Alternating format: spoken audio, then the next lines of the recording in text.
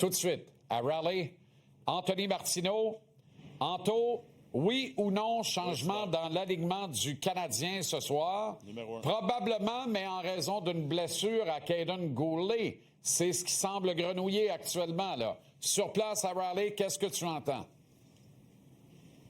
Écoute, va falloir attendre vraiment la période d'échauffement pour confirmer, mais il se pourrait fort bien, Jean-Charles, que Caden Goulet laisse sa place à Arbor Xhekaj dans la formation. Sinon, est-ce que ce sera Jayden Struble pour faire une place à Xhekaj? Toujours est-il que ni Struble ni Xhekaj faisaient partie du groupe d'extra, oui, ce matin, qui sont sautés sur la glace pendant que la disponibilité média, elle, battait son plein du côté de l'hôtel des Canadiens.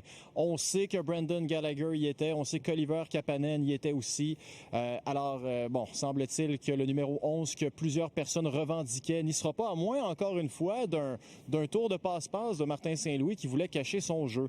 Alors, le fin mot de l'histoire, il sera vers 7h36 exactement lorsque la période d'échauffement s'entendra. Maintenant, le défi, il est colossal présentement. Une seule équipe dans l'histoire de la Ligue nationale de hockey est revenue de l'arrière en finale de conférence en retard 1-3. C'était les Devils en 2000 avec un certain Claude Lemieux dans la formation. Mais Martin Saint-Louis le fait, lui. Revenu 3 fois de l'arrière comme joueur dans des séries qui étaient 1-3. C'était pas en troisième ronde, mais il le fait quand même. Et la plus marquante d'entre elles est probablement en 2011, alors que le Lightning, Jean-Charles, jouait contre les Penguins de Pittsburgh, qui étaient au sommet de leur art. Venait de remporter une Coupe Stanley en 2009. C'était une équipe qui, en 2011, n'accordait rien en termes de chances de marquer. Prennent les devants 3-1 dans la série. Ultimement, il se passe quoi? Revirement de situation total. Le Lightning l'emporte. Alors, qu'est-ce que ça a pris cette année-là pour que Martin Saint-Louis et ses coéquipiers reviennent de l'arrière, l'entraîneur sur le sujet? Mais je me souviens qu'on avait eu des bonnes performances des gros joueurs. Puis ça prend ça c'est sûr. Puis ton gardien qui fait les arrêts clés aussi. T'sais. C'est pas une chose qui te fait revenir d'une série. C'est beaucoup d'action. Puis c'est rester dans le meilleur, avoir le mindset. OK. Les bons joueurs du Canadien, dont Martin parle quelque part, en parallèle avec ce que lui a vécu en 2011, on les connaît. J'espère qu'ils sont bien au fait qu'ils doivent être à leur mieux ce soir. Ah, ils le savent, mais il y a une marge, Jean-Charles, entre le savoir et être prêt à faire ce qu'il faut pour être vraiment au sommet de son art. D'abord, sont-ils à 100% les meilleurs joueurs des Canadiens? On peut avancer que probablement pas pour la grande majorité d'entre eux. Toujours est-il que si tu choisis de porter l'uniforme des Canadiens volontairement et que tu es à 3 victoires d'une place en finale de la Coupe Stanley, tu dois tout donner. Et ce soir, ça part avec les meilleurs joueurs. Martin Saint-Louis le dit. Présentement, depuis le match 2 de cette série-là, les joueurs offensifs du Canadien en arrachent, notamment Suzuki et Slavkovski, qui n'ont pas récolté le moindre point depuis le début de la partie numéro 2.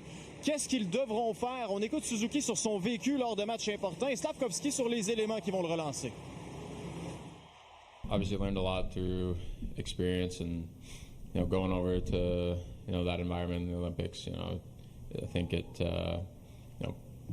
either brings out the best in you or you kind of see where you stand in those high pressure situations. The first game was pretty good. I feel like it was there, and then it kind of slipped. And obviously, I want to be the guy that wins his battles and does something out there. So.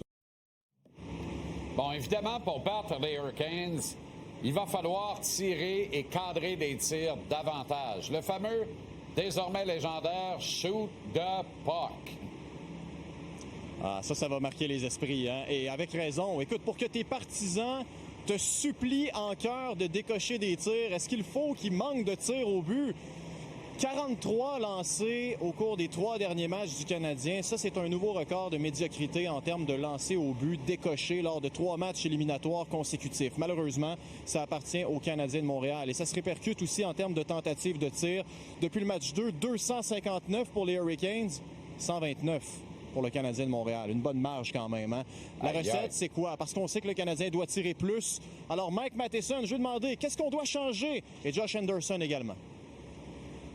Je pense que ça commence avec nos sorties de notre zone. Je pense qu'on est dans notre zone pour trop de temps. Donc, quand on sort, on est quand même fatigué. On doit changer, puis presque avoir un reset, puis on donne la rondelle à l'autre équipe, puis ils reviennent. Just being on the same page, and I talked about it before, just winning your one-on-one battles. I think they're a team that competes, they work hard. I think if each individual just takes care of their own battle and supports each other, I think, you know, we're going to have success in that way.